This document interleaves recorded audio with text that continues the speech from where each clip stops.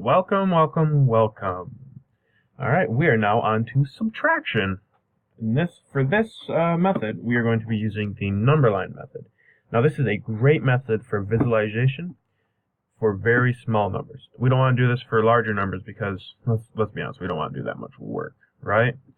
All right, so for the first step, we're going to draw a number line for 11 minus 3, which is now our problem, okay?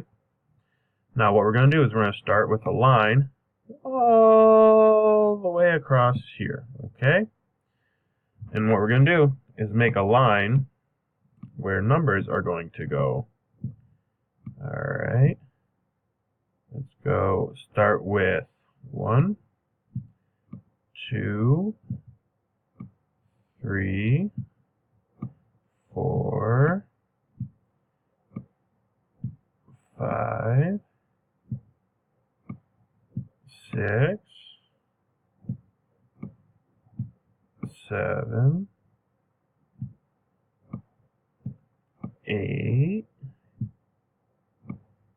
9, 10, 11, 12, and I'm going to stop at 13 because that's a lot of writing. Am I right? We don't want to do extra work than we have to, right? All right.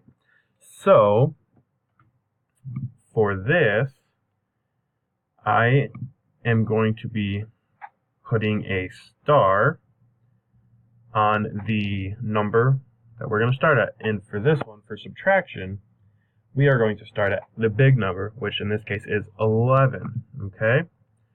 So I am going to put a sticker on 11. Whoa, that's big. We don't like that big of stars. All right, so we're going to put a star on 11, okay? Now, what we're going to do from there is we are going to count backwards by the small number, which in this case is 3, okay? So we're going to count back from 11, not counting numbers, because who wants to do that? We're going to count spaces, all right? So we're going to draw lines from 11, so line back, 1 line, 2 line, 3 lines, okay?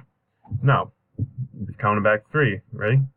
1, 2, 3 lines back, right? All right, now we're going to look where we ended it. And where did we end? We ended at 8, right? All right. So, since we ended at 8, that is our answer. Because 11, if we go to 11 and we go back 3 steps, 1, 2, 3, we go to 8. There is our answer. And we are going to circle it for the teacher.